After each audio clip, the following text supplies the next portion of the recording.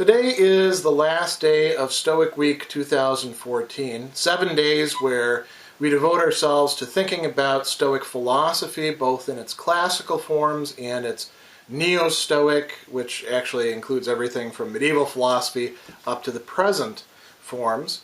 And this year I actually got involved in it. I'd like to talk a little bit about some of the interesting developments from that, but I have to give from the very beginning kind of a shout out or kudos to the University of Exeter people who put together Stoic Week and publicized it and have been doing so for the last several years. They've developed a lot of really great resources for people who want to apply themselves to learning about this ancient philosophical school, and they've developed a lot of practical resources for how to incorporate it into your daily life, which is perfectly aligned with what Stoicism was about, because it is a very practically oriented philosophy. So what I'm going to talk about in this video is the course that I was enrolled in over the last week. This modern Stoicism course. I'll mention the videos as the seventh of the videos that I have produced for Stoic Week, part of my own contribution in my channel. I'll talk a little bit about some other things that I was involved with, Punk Rock Philosopher Show, my reblogging stuff, and then I'm going to give my reflections as a philosophy professor, as somebody who does philosophy in a public way, about what Stoic Week has meant for me. Because it's actually been quite a useful, you might say, reminder and retreat on my part. So I'll talk about the course in a minute. I do want to mention, if you're interested, I've shot 7 videos, including this one.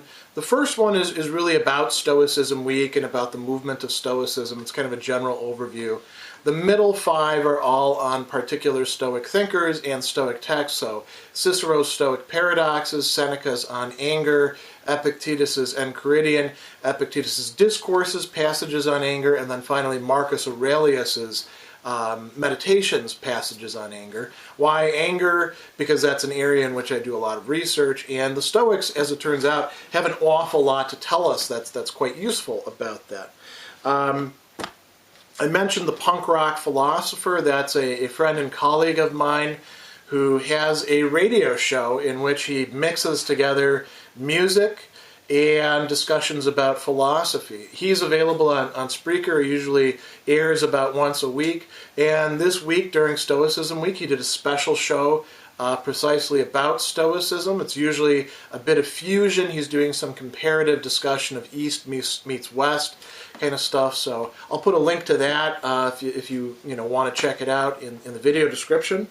I reposted some blog material in my my social media stuff, because I've written about Stoicism in the past, and I've been thinking a lot about Stoicism and anger for several years. So I reposted that. I'll probably also, if I get around to it today, write a blog post in my main blog, Rexus Dei Noeticae, about Stoicism Week and about why I think it's a great idea for people to participate in.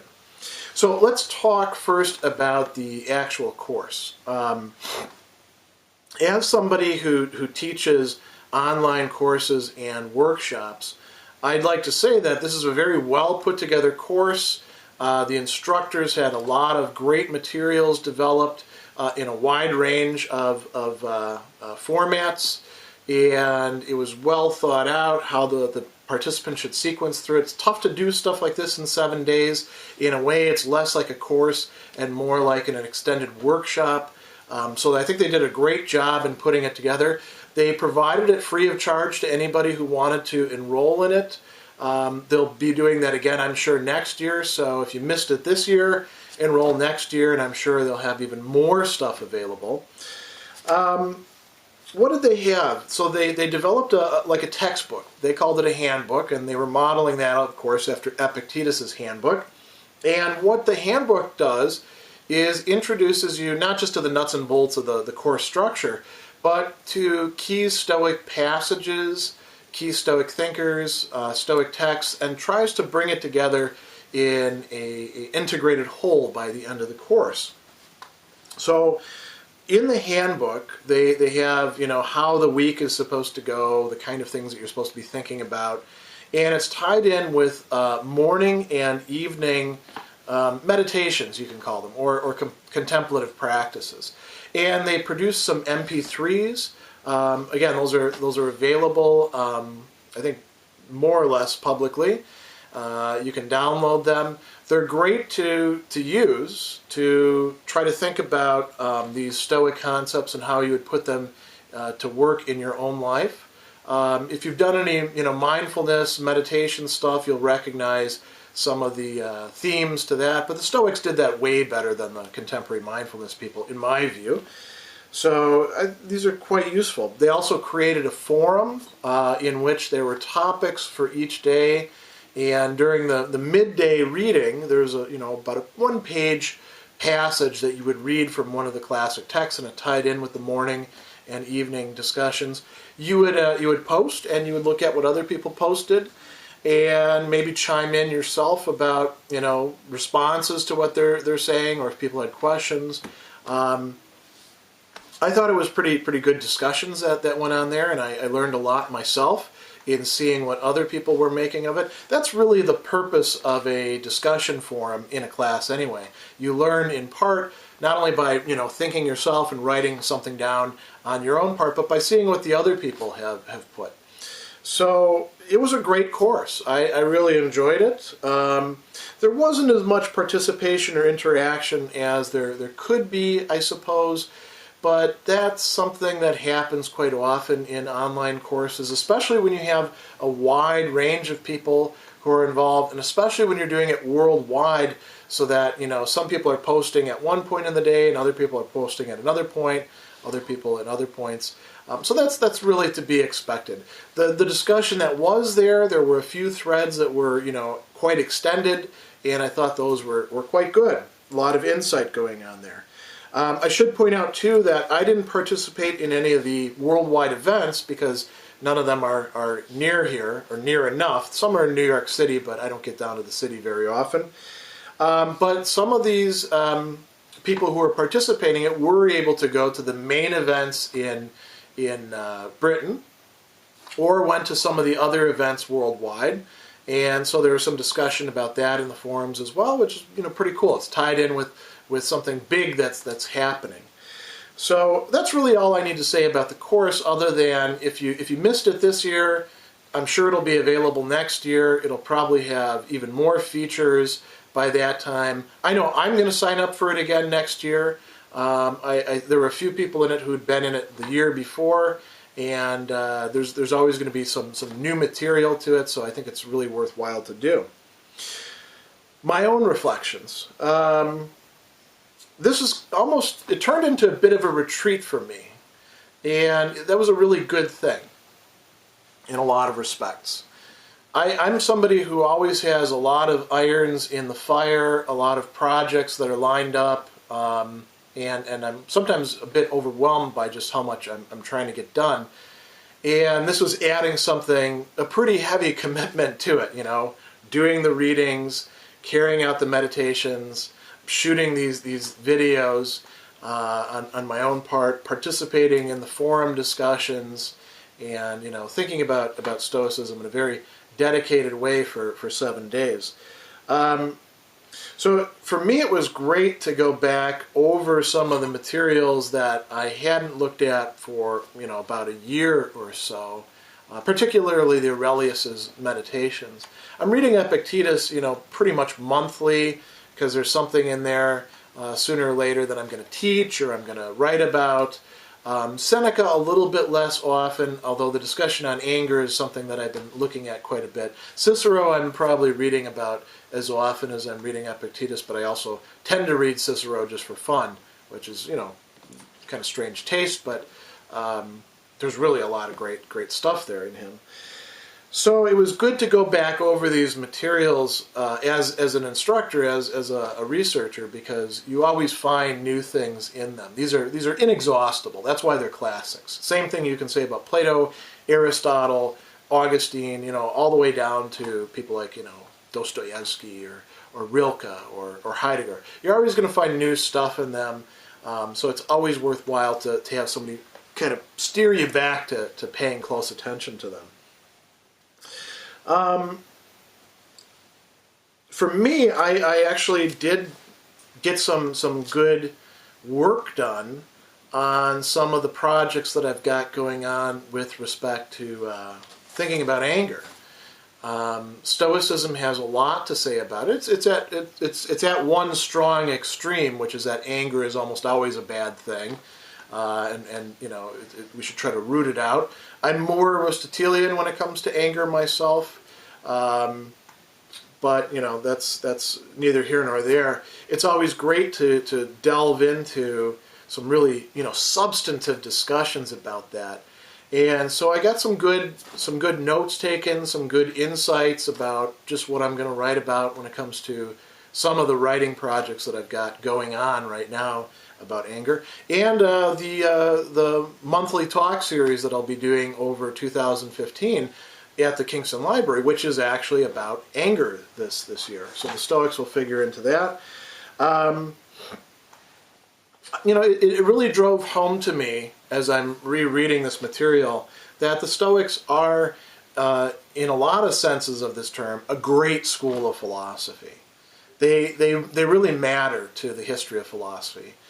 And there's good reasons why Stoicism keeps popping up when you think that it's sort of become old hat and nobody's really interested in it.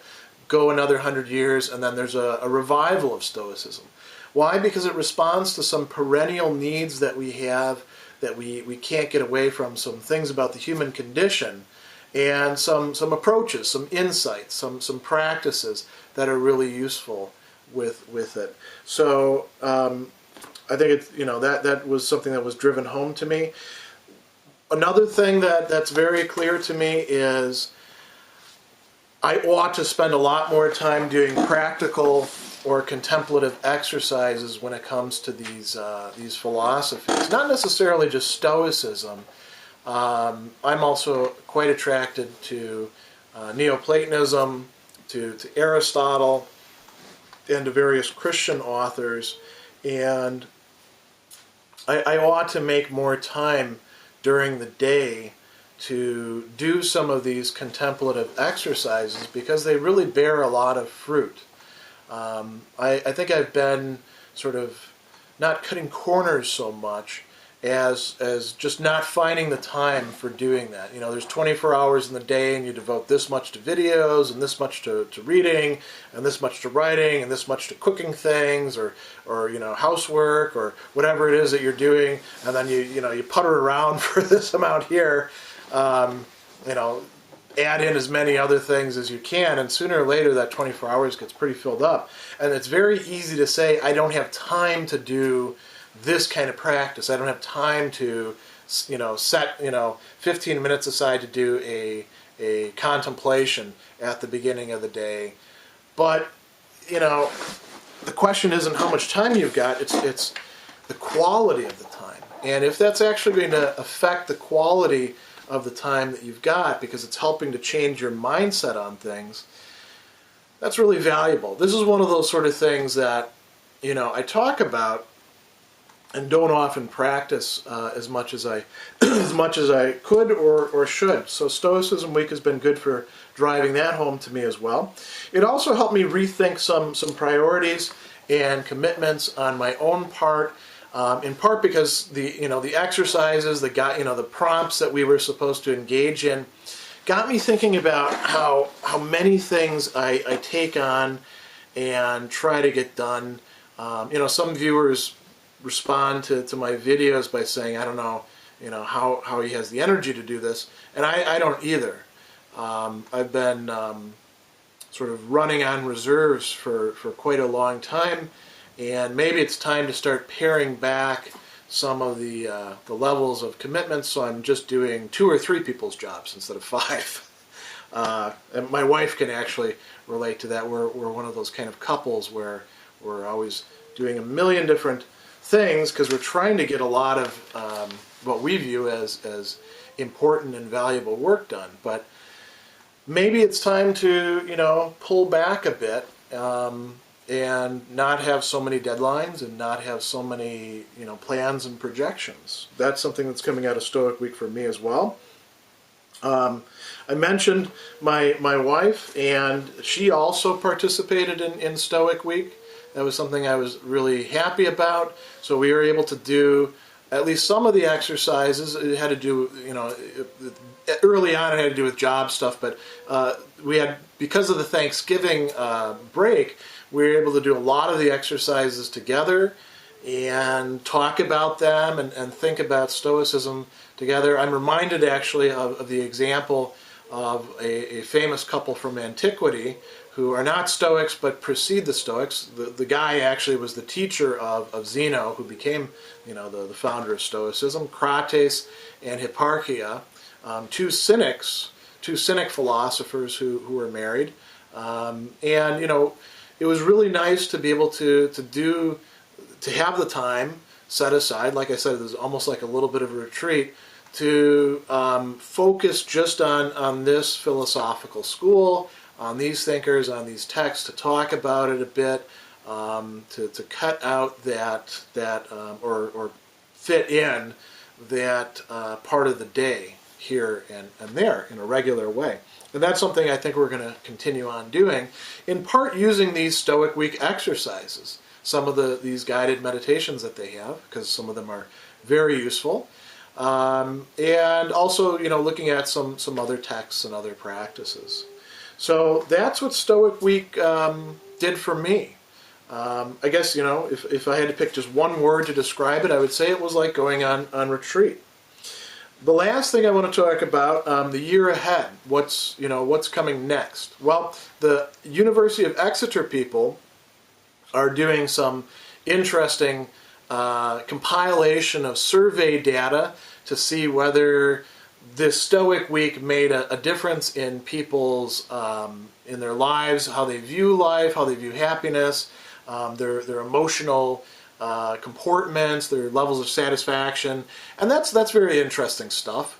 I'm not so big on empirical research because I see a lot of holes in how these things are designed and interpreted. But hey, other people want to do that sort of stuff. That's great. And if we can come up with empirical data that seems to support the idea that studying philosophy is good for you, I can get behind that. Whatever the University of Exeter, the Stoicism, the modern Stoicism people keep on doing, I think I want to follow along with that. And if there's any possibilities for partnership or collaboration in the future, I think I'm gonna actively pursue that. They were nice enough to tweet about my videos when I did them, so that's really cool. I have to say thank you for that. What am I going to do here for the next year? Well, I'm going to shoot some. I thought about shooting Stoicism videos having to do with the history of Stoicism for Stoicism Week, and then I realized, in the spring I'm planning on bringing out a History of Philosophy channel. It'd be better off to put that stuff in there. So, this spring, or perhaps this summer, depending on how the production schedule goes, you can look for some videos talking about the Stoic school and its development. The early Stoa, middle Stoa, late Stoa, Neo-Stoicism in the Christian era, and then in the Renaissance, and then in early modernity, and all the way down to the present. I'll do a series on those. And I'll do series on other schools of philosophy as well, but I've got some wind in my sails for doing the Stoicism stuff. I've also decided I'm going to develop, I'm doing a lot of online teaching, not just for Marist College, but also for Aplerno and for some other organizations and platforms as well. But I think I'm going to, in the next year, develop a 12-week online class in Stoicism, a really serious study of this, bearing credit, college credit, and I'll produce that. It'll be for Aplerno. If there's other platforms that are interested, maybe I'll see about doing it for them as well, because I think there's enough interest out there on the part of the public to have a college class on this. So I'll be doing that. I'm going to do some online shorter courses in some of the other platforms that I work with. I can put links to that, or you can find those by looking me up on my various online presences. And then I want to start thinking about what to do next year. We're a full year out now. Next November, it would be really cool, I think, to have Stoicism Week events not only down in the city in New York, but up here in the Hudson Valley. So everywhere from Westchester up to Albany. I didn't see anything going on this time. It may be up to us at Reason.io to organize these events, to find partners. But now we got a whole year to do that. And I think there's enough people in this area that are interested in ideas, interested in philosophy, interested in history, interested in the humanities, that there should be some organizations and some audiences receptive to doing something. The only snag, and I do have to point this out, is that the way that these British people set up the event, it's always going to happen during the week that includes Thanksgiving. So it's a little bit of a tough sell, I think, for some places to do that. But, we're going to start putting our thinking caps on and brainstorming about that. And hopefully by the beginning of the year, we're going to start sending out some feelers or inquiries to local organizations and other institutions about Stoicism Week 2015. So there you go. This is the last video. It's not a very academic video. It's more of a wrap-up and reflections.